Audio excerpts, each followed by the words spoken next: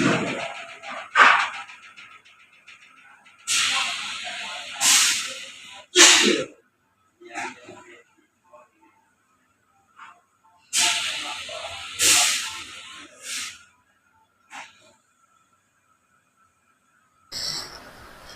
บายดีพี่น้องมา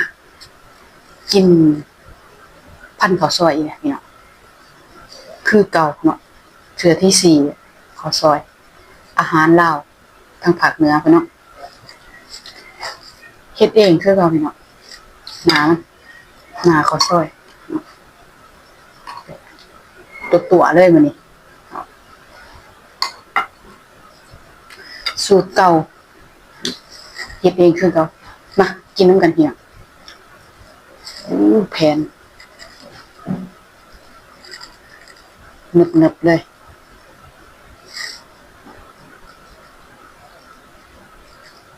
กินบ่เบื่อกินแล้วกินอีกนี่โอ้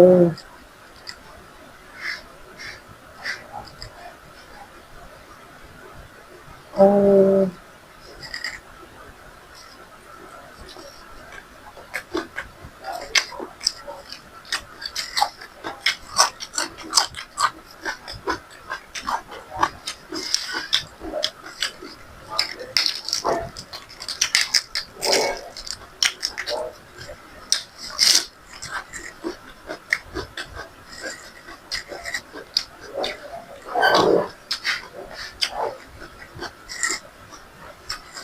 ขาดบ่ได้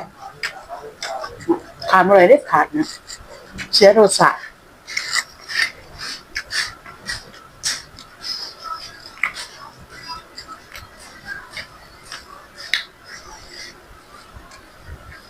คลุกเข้าไป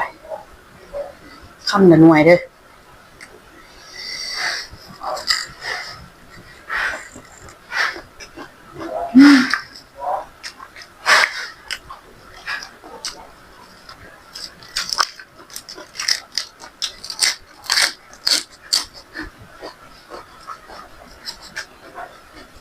กินหมักเพชรขึ้นหูดังหินๆเด้อ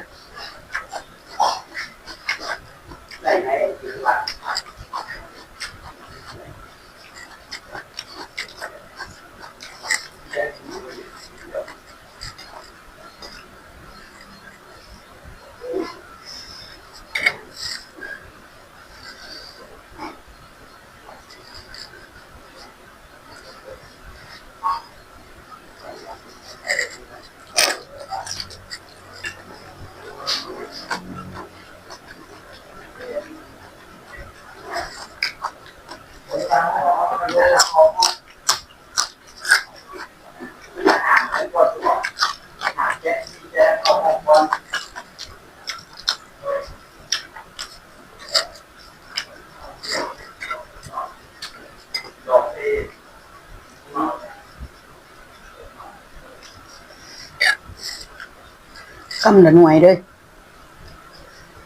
แซ่บ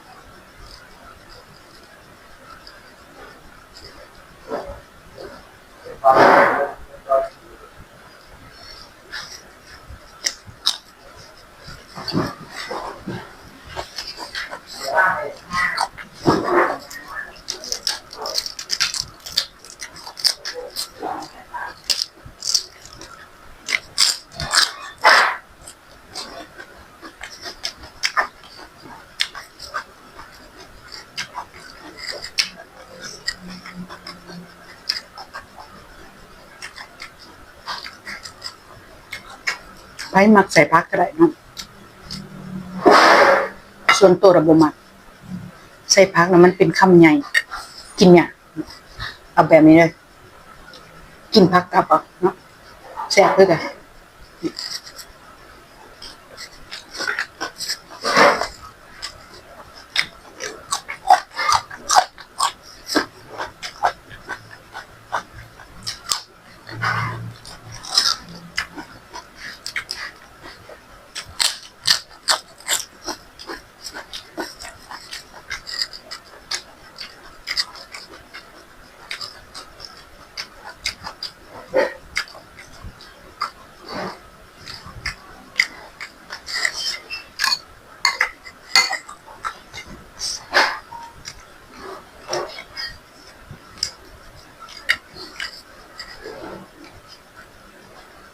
คำละหน่วยเด้อ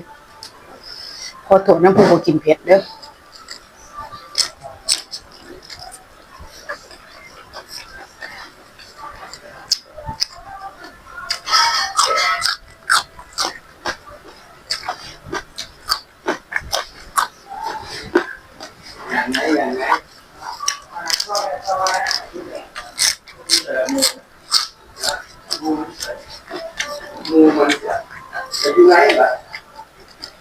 ซื้อมาเท่าไหร่มันแค่เขากินบุหรี่นะเทียนเนี่ยร้านเยอะทุกอย่างแล้วเอามา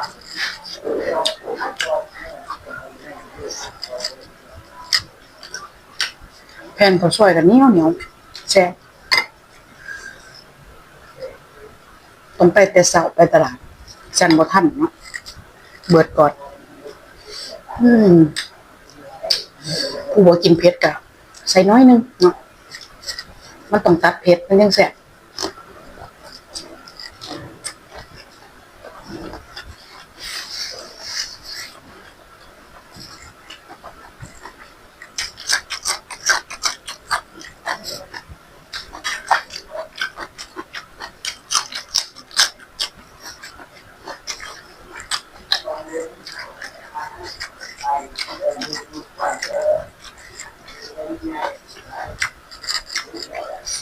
กินยามใดก็แซ่บ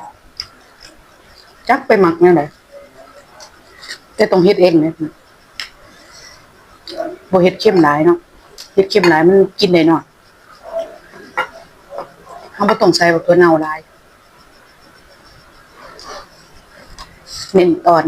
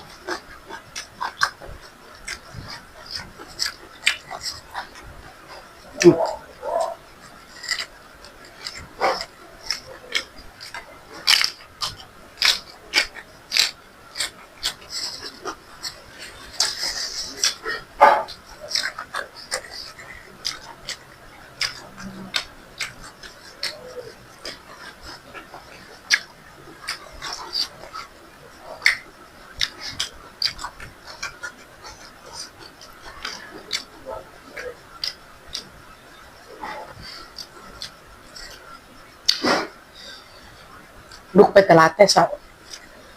คิดอยากข้าวซอยยังบ่ทันแผ่นข้าวซอยเกือบบ่ทัน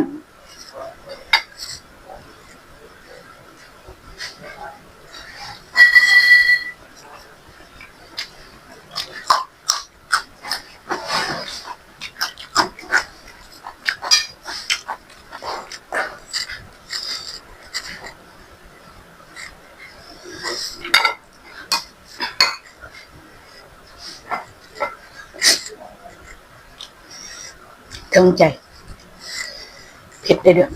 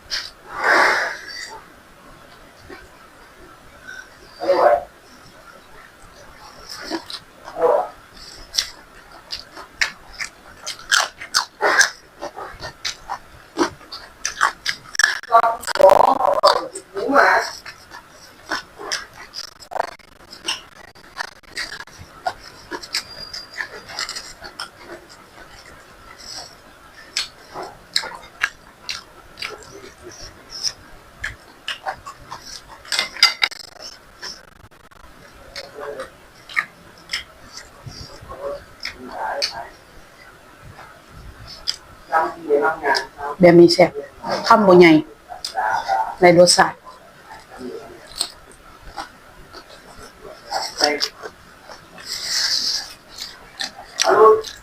คือว่าเขาพวกไปเอาเนี่ยคุณบอกเรือใส่ก็ผิดว่าไอ้ให้คุณไปเบิ่งว่ามันมีเจ้าโอเคป่ะเขาเดี๋ยวได้ตีหัวพี่แซม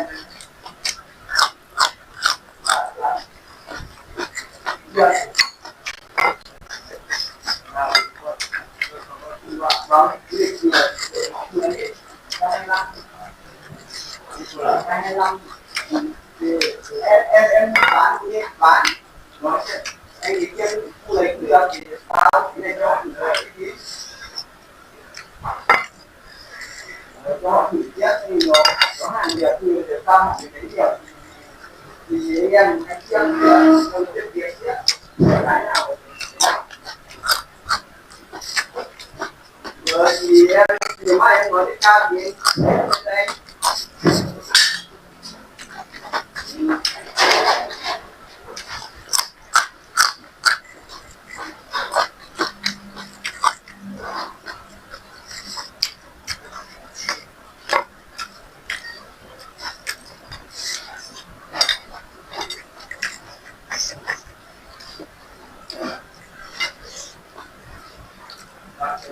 ใส่ผักนะ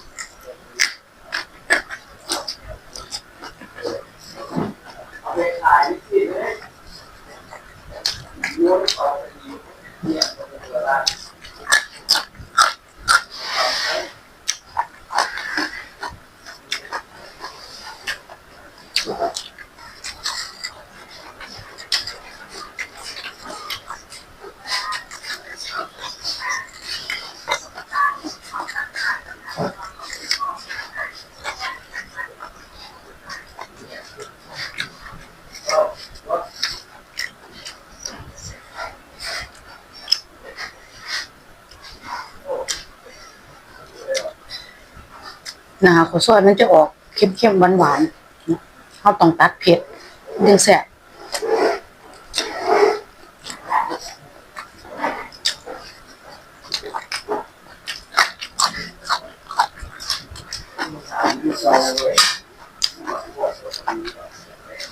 แนะนำให้เจ๊กินบ่ใส่บ่ทนเอาหลายถ้าบ่มักเค็ม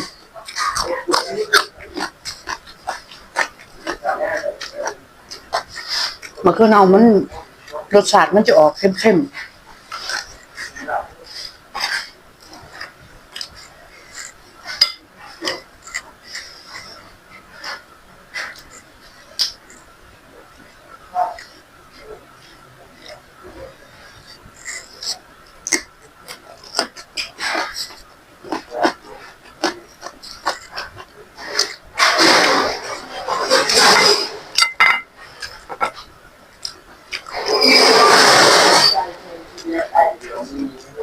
ก็เจ้าคนเครื่อง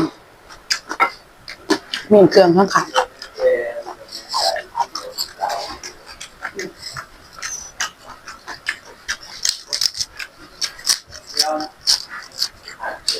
ก็ช่วยนะก็เอาโรงด้วยมือโรงมันได้ปาดแยกนะ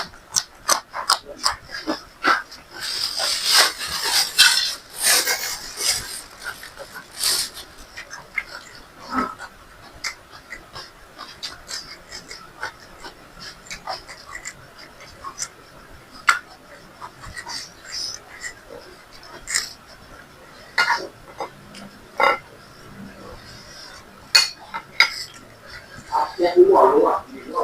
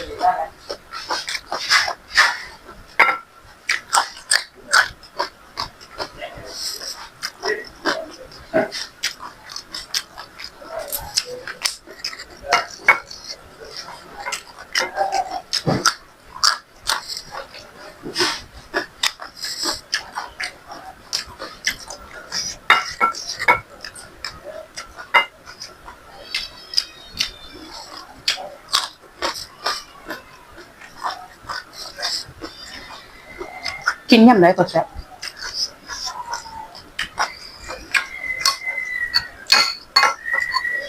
ของหมักคนไต้แต่มักอาหารทางเหนือบ่ทันได้ซื้อเขากินเพื่อที่เฮ็ดกินเองบ่ฮู้ว่าสูตรตำรับต้นตำรับเขาเจ้าแบบใดเนาะแต่เฮามาปรุงเอามักแบบใดก็ใส่เอาเนาะ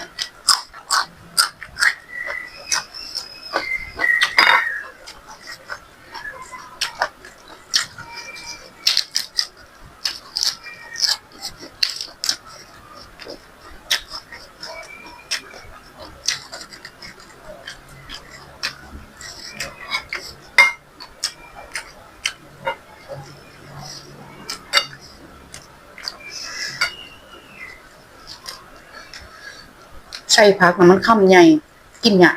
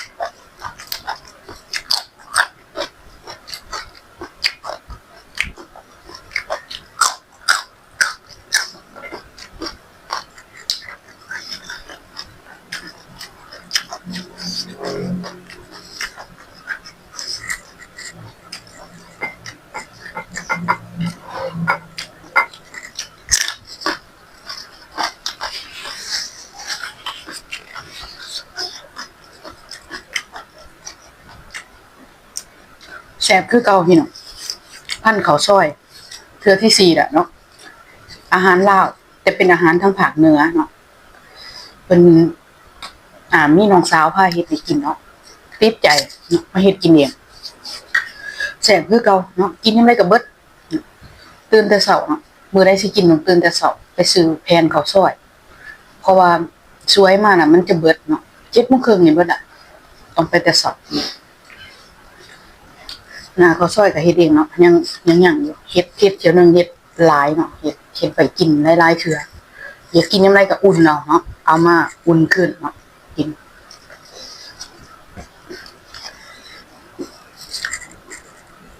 ฝากกดติดตามช่องเฮานี่เด้อเป็นกำลังใจกดถูกใจกดติดตามช่องกินแบบกินแซ่บแบบลาวๆเนาะเพื่อเป็นกำลังใจให้เฮาได้เฮ็ดคลิปต่อไปเนาะแซ่บคือเก่ามื้อนี้พี่น้องพันข้าวซอยเนาะ